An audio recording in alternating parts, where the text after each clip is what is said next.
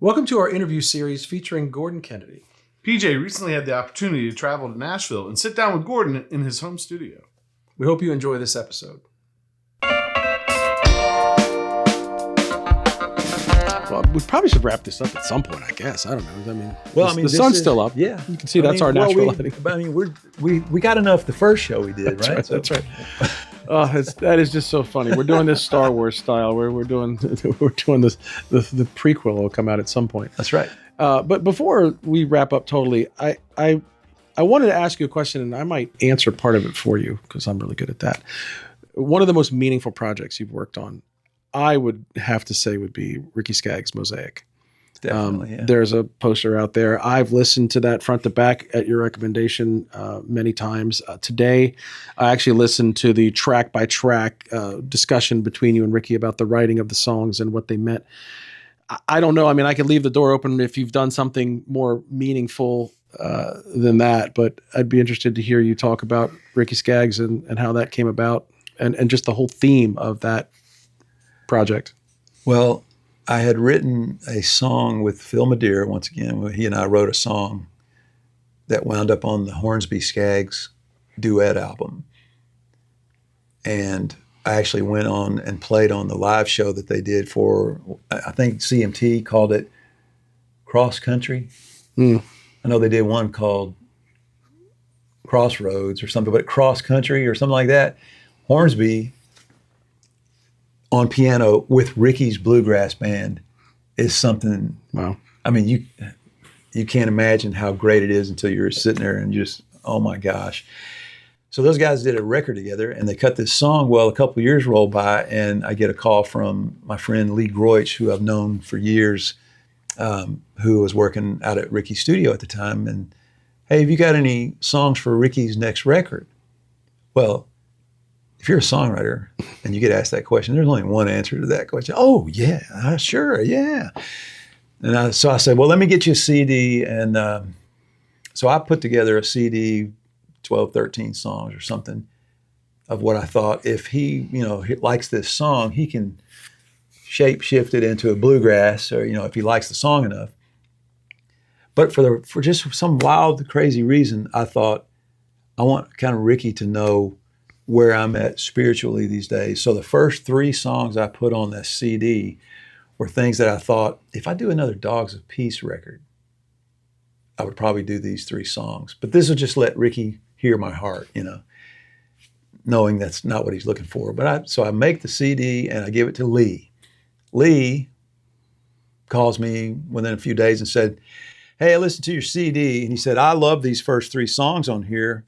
In fact, my son Spencer, every day we get in the car, he goes, Dad, play You'll Find God. You'll find God, Dad. You'll find God, every day. And he said, but that's not what Ricky's looking for, I don't think. So if you don't mind, I'm going to make another CD and just the balance of those songs, put that on there. I said, yeah, thanks for spending any time on me whatsoever. Well, 2 months go by and I get a call from Lee. He said, Ricky never heard the CD I made for him. But he heard the original CD that you gave me to give him and wants to do the first 3 songs. I said, how is he going to do those first 3 songs? Bluegrass. He goes, well, he's going to call you later today. So I'm just right around the corner here in the basement. And I get a call from Ricky. Son, he said, I love them first 3 songs. I said, how are you going to do those bluegrass though? He goes, oh, I'm not. I'm going to do them just like your demos. And he said, you got a handle on that Beatles sound. And he said, I think God gave them that sound. And I said, oh, yeah. He said, but they just misused it. And I think what he meant was they never gave credit, But nevertheless, he said, so I'm going to want you to come produce the record with me. Okay, so now it's like, I can tell you that for years and years, I would say, if I could ever just get one song placed with Ricky Skaggs, I would die a happy man because I love him so much and love his music over the years so much. And here he goes inviting me in to produce and do this record with him where I co-wrote all the songs on the record. And so, yeah, and it just ends up being this, it's not just for that moment in time, but that to me describes everything I ever wanted to do before it and after it. And as far as a musical statement goes, it's like I'm telling my story, but I've got this unbelievably great artist who I think he's anointed too as a human being is going to be the guy that does it. And I just, I'm like, I got a little taste of heaven here and was so grateful to him. And we've also got the song set aside for a sequel that they've been ready to go for a number of years. And we met, it's been a couple months ago, saying, I think it's time to do this. So I'm ready. I'm like ready whenever he is. But I hope he doesn't call me when I'm in Singapore with Garth or whatever. Right. And say, hey, okay, let's get in here. I'm like, That's because you're always like, I'm available till I'm not. Well, that's and you don't want that to be those worlds to collide. That's right. We don't know. We don't ever have a schedule. We don't have it printed on the jacket. We just watch for the Garth signal in the sky, and then that's when we go, oh. Right. Or I'll look at my Southwest app on my phone and go, I guess we've got a show here. Yeah, my name just popped up. Yeah, because it's there's a ticket booked for me to go. We never get told ahead. But so, do you have all of the songs ready for the Mosaic? Oh yeah. And over what period of time have you written those? 15 years. So the original and then the second. I'd say half of those songs were ready right as we were still working on that album. Then there would be a few things that get added over the years, and in fact, a couple of them, would be like one was a song I wrote with Ricky, which I'm so thankful that he finally decided to write something with me for Mosaic, or we've affectionately been calling this next one Mosaic. But I mean, we did write one song together for the album that followed the Mosaic album, Music to My Ears. We wrote a bluegrass song together called You Can't Hurt Ham. And he always laughs when we go on stage. So, he wrote all these great songs on this Mosaic record, and they're all really, strong spiritual message, this, that, and the other. He goes, and then when he writes the song with me, it's called You Can't Hurt Ham, But he's written something for the next go around that's fantastic. Anyway, we're there. Those songs are ready to go. I'm just waiting for him to show the green light. So this wasn't a question I planned on asking you. How many songs do you think you have either completely done and on a hard drive somewhere, and how many are in the works? Well, there's always one in the works as soon as you pick up a guitar, right? Because you come from a songwriter's perspective when you pick up a guitar. I can probably think of like 5 songs that weren't demoed that I wrote with Joe Bonamassa that, I kept waiting to hear from them. Like, what are we doing with these? And they've not been demoed yet. So he's on the blues cruise right now. He's busy. Yeah, he's busy. So there's some of those that are always floating around.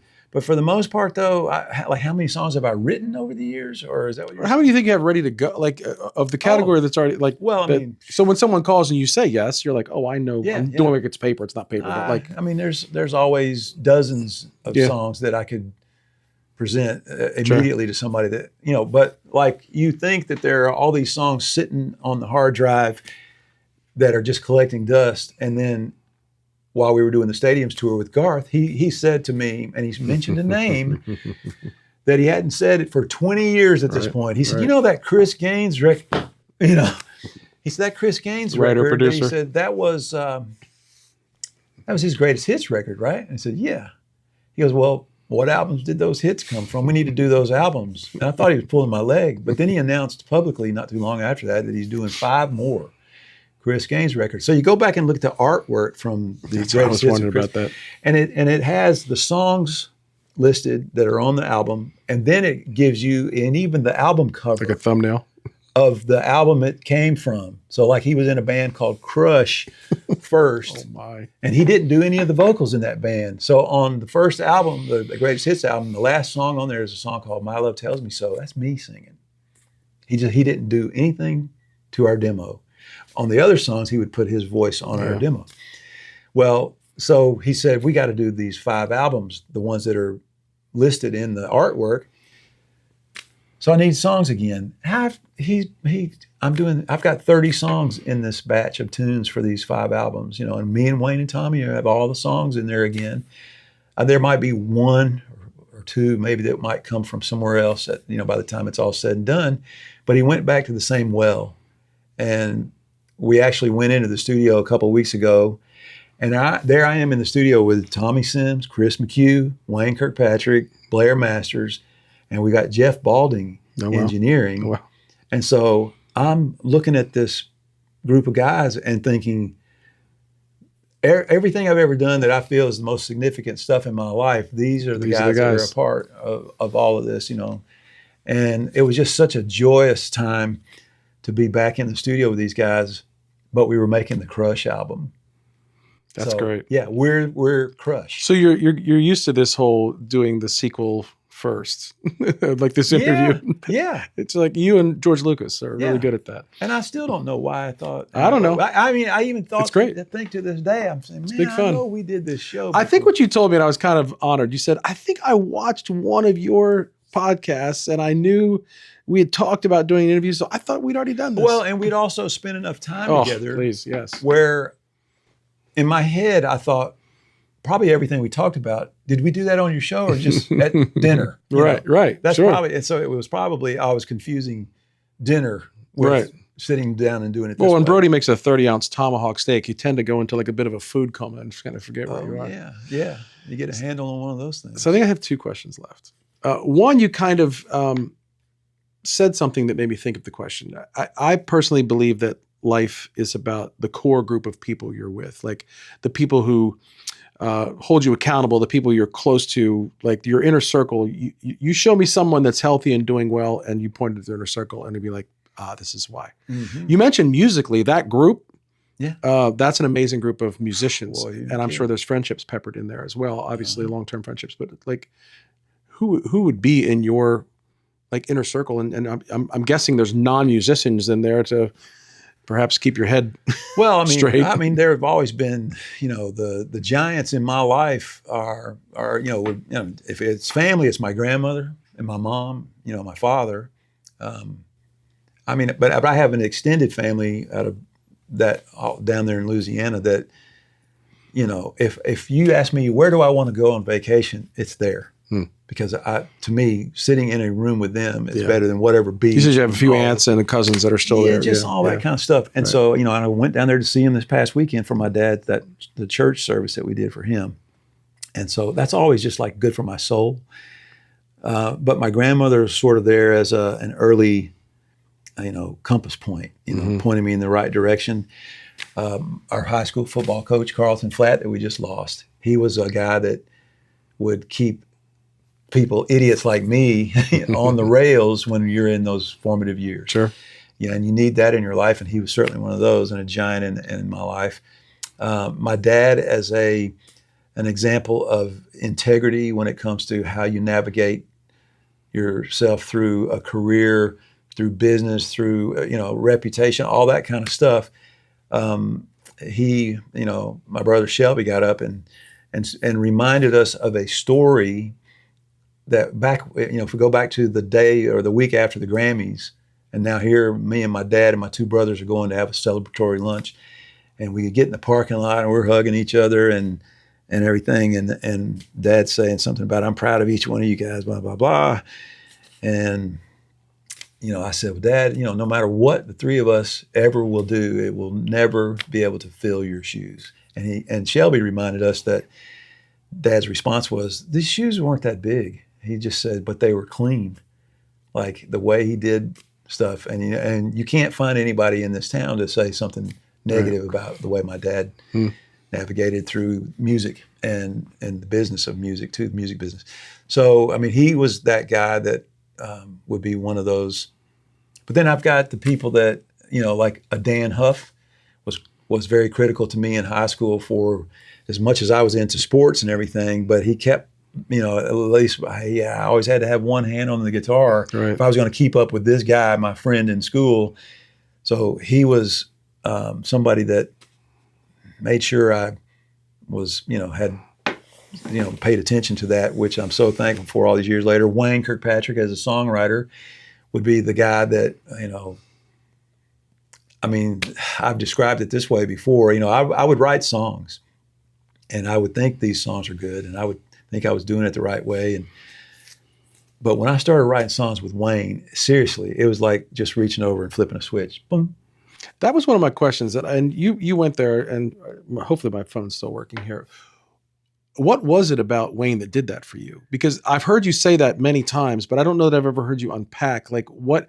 It probably wasn't the formula of the order of the chords, or we're going to do a modulation change here. Like, No, it was never anything technical. right? So It wasn't so much technical as much as I mean, you're asking me a question I've never really thought of how I would answer that.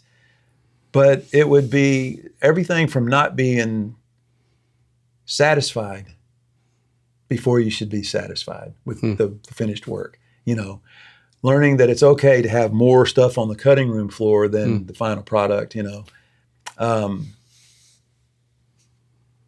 I don't know. I learned from him being. I mean, it was a thing of where you've got if you're writing with somebody, then you've got your first audience, and for some reason or other, him being the first audience to hear whatever is going on here for me, and any ideas I would present was teaching me.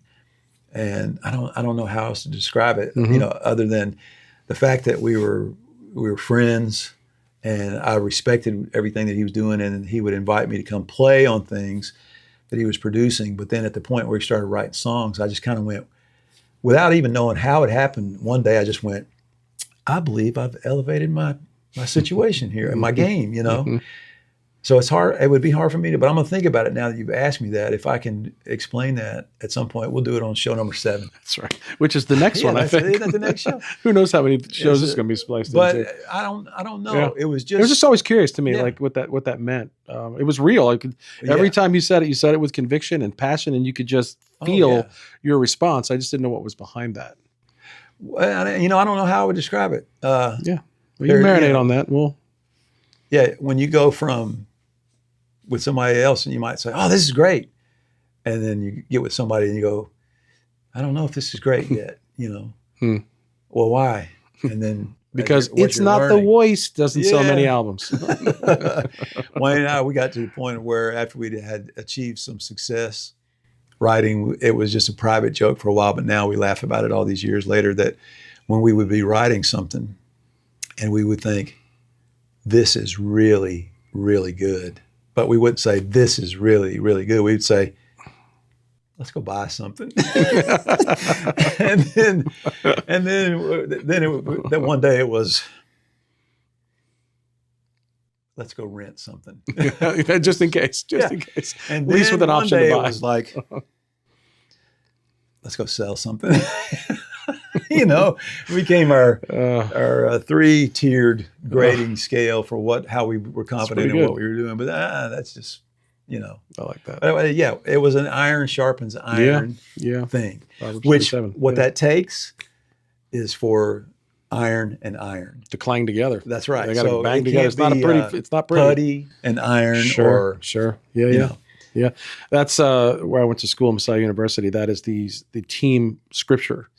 And I've watched that. I've watched the alumni come back and play the current team, and they were there to sharpen that iron. Yeah. It wasn't like, hey, buddy, you're doing. It was like they were competing at the highest level. Yeah. And that's how you get better. And if you have the relationship and the love bucket filled up, you can take a nick out of somebody, and it's okay because it's okay. you trust each other. Yeah. You got to trust. Yeah, sure. And of course, with me and Wayne and Tommy, there's the 3-chord strand. Yeah. That's hard to break, you know. Right. And after we had written Change the World and saw that everything that was happening with that, at some point, the three of us looked at each other and went, we should probably write another song. And we ended up writing, I think it was 11 songs. At some point, we wrote 11 songs together, and 9 of them got replaced and cut by somebody, you know. So it was like, we probably should have been writing more songs. But no, you're back at it again. Yeah, now we're doing it again. So I think I want to wrap with this question. What do you think you're most known for, and what would you like to be known for? Man, I don't know. Most known for, I mean, if you had to pick out, I mean, if somebody goes to introduce me on stage, of course they refer to the two statues next door, or whatever, maybe that thing over there, or really it's more of if they're going to introduce me, he's a Grammy award-winning songwriter, and you saw, Garth would introduce me that way, even on the stadium shows, that's how he would introduce me. It would be like, this guy's a blankety blank guitar player. You know, Got a little crazy in Shreveport when he Well, said he that's got a where you were little from. crazy. Yeah. Yeah. Anyway. Yeah, he went the extra there because I was the Yeah. closest to being the hometown guy there, which was awesome. 104,000 people. I was levitating on stage, you know. But I don't know how I would say I'm most known for. It just depends on who's What circle? introducing me. Sure. I would hope at the end of the day that it would be sort of close to what, you know, my dad, I think he's known for as being a music man, you know, as far as, you know, what people will remember.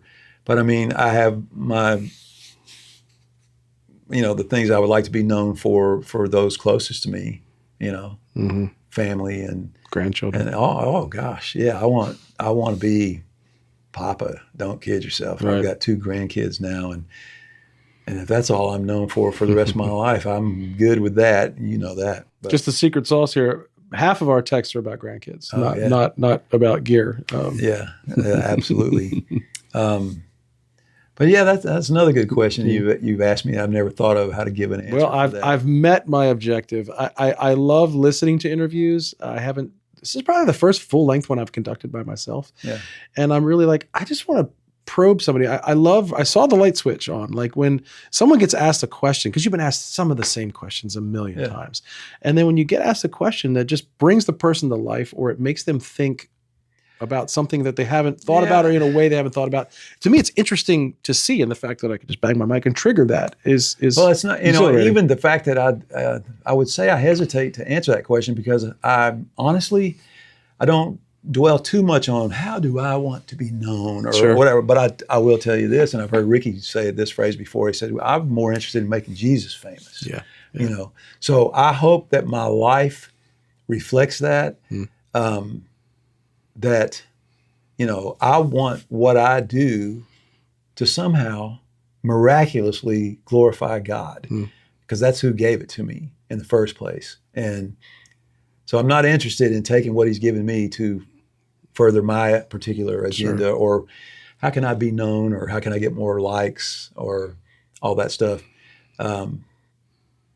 He's given me such a gift, and I've been able to sustain and, you know, raise a family and do that. But what I love most about what I do, or what I've loved most about what I do over the years, and I describe it this way when I'm like talking to, say, Belmont students or whatever, where, you know, I see them sitting there and I realize that I sat there years ago. And so I tell them, I've sat there. I said, if you're like me now, when I was then, you're probably sitting there thinking, what am I doing here? Where am I going to go when I leave here? Right. And do you want to be rich and famous? You know, do you want to be a star? That's all fine and dandy if that's what your goal is. Or is this a calling on your life? Yeah. I said, for me, I realized years ago that it is a calling on my life, you know.